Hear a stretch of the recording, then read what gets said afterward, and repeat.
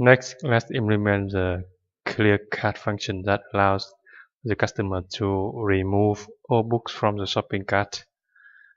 And this is the activity diagram for the clear cart function, which is very simple. You see, when the customer click the clear cart hyperlink here and remove all books from the cart and show the message there's no items in the cart.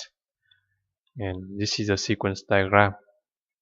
When the hyperlink clear cart is clicked, an instance of the clear cart servlet is created and it invokes a clear method on the shopping cart object, and then redirect the customer to the shopping cart the SP page.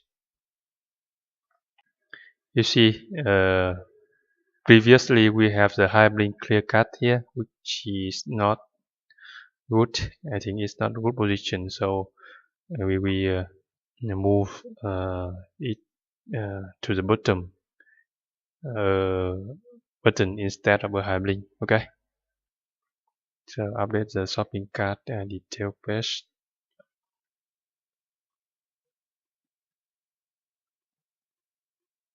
Yeah, we add another button next to the update button.